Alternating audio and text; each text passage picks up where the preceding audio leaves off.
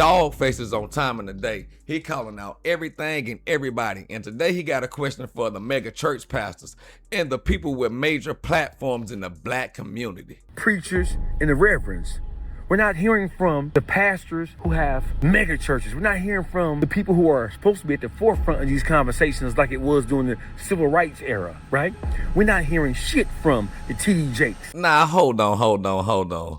Did he just say TD Jakes?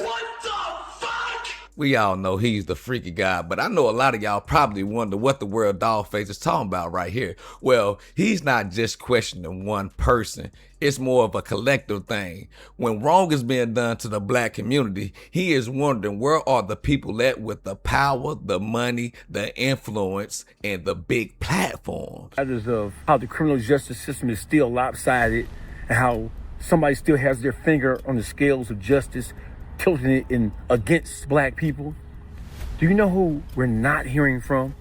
Do you know who's not at the forefront of these conversations that we're having about the legal system and how unfair and how unjust it is, about just all matters of social upheavals? Do you know who we're not hearing from, right? You know who's not talking about the Rick Childs, who's not talking about the Jeff Metcalfs? You know who's not at the forefront of any conversations about what it means to be black in this country and how we are affected by the systems that are in place? Now, when it comes to this religion talk, I normally try to stay clear of this type of talk, but I ain't gonna lie, Dawgface do got a point right here. He asking a major question. Where are all these mega church pastors? Where are all these people with these big followings, with millions of followers, with all this influence? Because from the outside looking in, it seems like they benefiting off the community, they getting rich off the community, they building these big platforms off the communities. But when it comes to social issues inside the community, they get quiet. And I think this is the part where Dawgface is challenging. No, I'm not saying everybody is guilty of that. And no, I'm not saying every pastor is wrong. But when you have that much power and that much influence, people are going to question, why is your voice not that loud when people are going through something? Some people might say they stay quiet for different reasons. Some people might just don't want the backlash. Some people might have business ties. Some people might have political ties. But the question still stands. Where are the people at when it's time to be a leader, man? But this your boy BT Scoop, man. Make sure y'all hit that like, hype, and subscribe, man. We about to get into this Dawgface content right here, man. We at 6K subscribers, trying to get to 10K, man. Y'all do your boy a favor if you're new to the channel, man. We about to run it up. Let's get into this content. We got something else at the end of this, too, so y'all stay right here. Let's go. Know what time it is. When it comes to matters of social injustice, when it comes to matters of how the criminal justice system is still lopsided and how somebody still has their finger on the scales of justice, tilting it in against black people, do you know who we're not hearing from? Do you know who's not at the forefront of these conversations that we're having about the legal system and how unfair and how unjust it is, about just all matters of social upheavals? Do you know who we're not hearing from, right? You know who's not talking about the Rick Childs, who's not talking about the Jeff Metcalfs? You know who's not at the forefront of any conversations about what it means to be black in this country and how we are affected by the systems that are in place? Before I say who we're not hearing from, let me tell you who we are hearing from. We're hearing from the podcasters, the bloggers, the YouTubers, right? Right? These conversations about Carmelo Anthony and about Jeff Metcalf and about Rick Child and Cyrus Belton, those conversations are being held. They're in regular rotation on the podcast. I don't give a fuck. From Joe Buttons to academics, Say Nashes to the Dawgfaces to the Who's Who, all the interview platforms, from the Vlad TVs to the real life street stars. Those conversations are being had almost ad nauseum right now, right?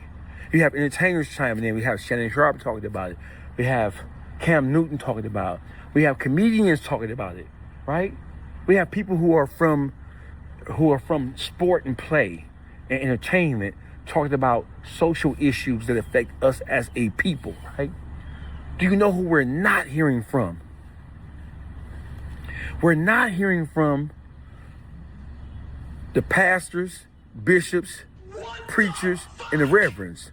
We're not hearing from the pastors who have mega churches. We're not hearing from the people who are supposed to be at the forefront of these conversations like it was during the civil rights era, right?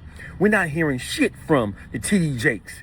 We're not hearing shit from his peers about all these social issues. You don't see them being interviewed on CNN, Fox, MSNBC. You don't see them being interviewed on any of the large-scale. And that's a fact. None whatsoever through the my news thread, my channel threads, or whatever I'm on social media platforms. You don't see them. If they are speaking on them, I'm not saying that they're not speaking on them. They need to be pushed. Just so, you know what I'm saying? It could be part of the algorithm too. Let's keep it going though. Y'all hit that like button. Million+ subscriber platforms talking about these issues. We don't hear nothing from the black church about this shit. How is it that we have all this shit going on, but we don't hear shit from the pastors, bishops, reverends, evangelicals? How you say you know what I'm talking about? The evangelical motherfuckers. We ain't hear nothing from them. Nothing. Right? I'm talking about, we don't see them anywhere talking about shit. I don't see them talking about shit. I don't see them. I don't hear them. I don't see them at the rallies. I don't see them with their 20,000, 50,000 members. I don't hear them at the forefront of the conversation about legal funds for black people who have been wrongly convicted. I don't see them or hear them in any conversations about anything of any great importance to black people.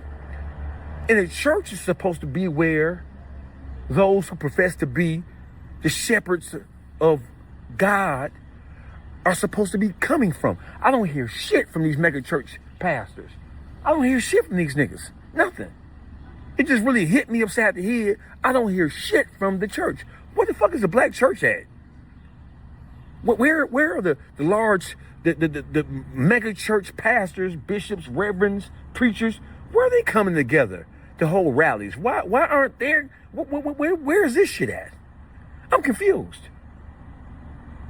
Where's the leadership? Where's the what you call them niggas? Where's the motherfucking the deacons? Where's the assistant pastors? Where are all these black mega? Oh, so you niggas only concerned about y'allself. Y'all only concerned about getting that money so y'all can drive Rolls Royces and Bentleys and fly the hoes and power bottom y'all way through life on some Diddy shit. Y'all don't give a fuck about what's really. I don't see the black preachers, pastors, bishops, none of that in the street. I don't see them protesting. I don't see them using their bullhorns. I don't see them WWJD and shit. I just thought I'd throw that out there. I don't see the motherfucking church, the black church, doing shit. And that's why. That's why. Now, just like I was just saying earlier, that's a fact, bro. Dawgface have a point. We don't see none of them, or it's not being pushed on the internet, none whatsoever. They are making noise of any type or any sort.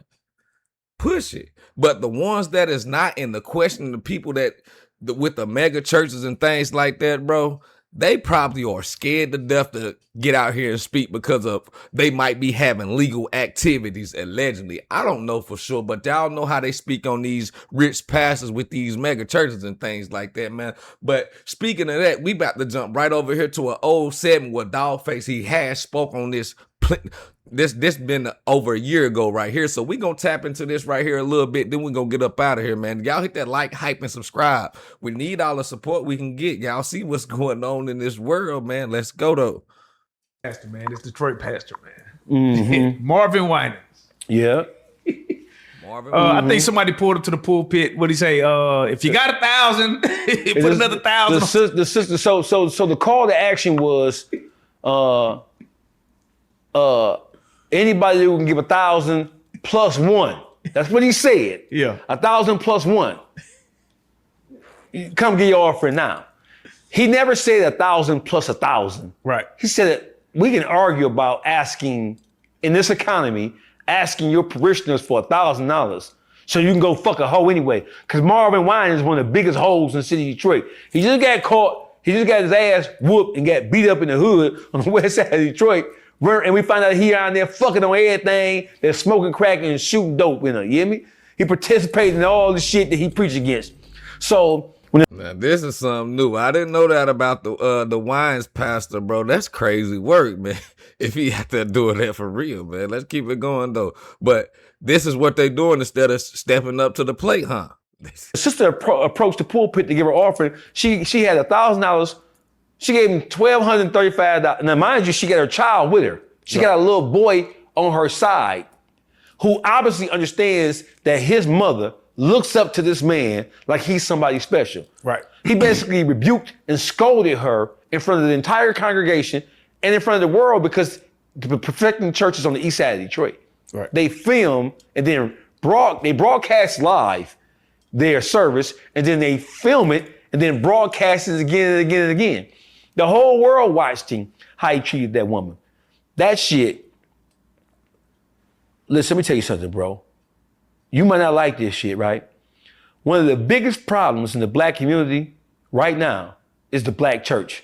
In the city of Detroit, there are more black churches in the city of Detroit in 2025 than there have ever been in the history of the city. There are more black churches or black run or black led churches in the city of Detroit in 2025 than any other time in history. From the small mom and pop churches to the mega churches that seat 20, 30,000 motherfuckers. But the condition of the people who live in the community has never been worse. So that means that we have more black churches and more black pastors, bishops, ministers, and all that other shit. We have more of those people. We have more so-called religious people operating inside the city of Detroit right now than any other time in history. But the condition of the people who live in those communities are worse now than ever. Explain that. How can you have more churches who are supposed to be preaching and extolling the word of God, but then the condition of the people who live in those same communities are worse than ever? On every corner in Detroit. And this run along right around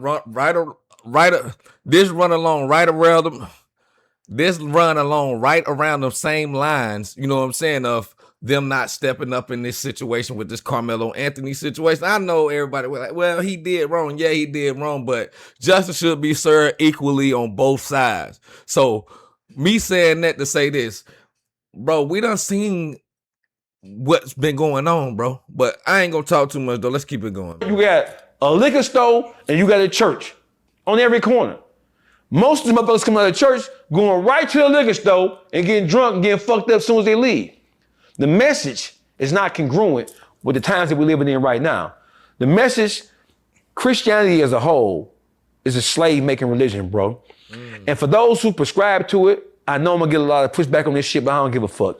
Whenever you teach somebody to look for their reward in the sky, whenever you teach somebody or train somebody to look for their redemption, to look for their salvation once they leave this earth, that is the ultimate plan of the white man at work.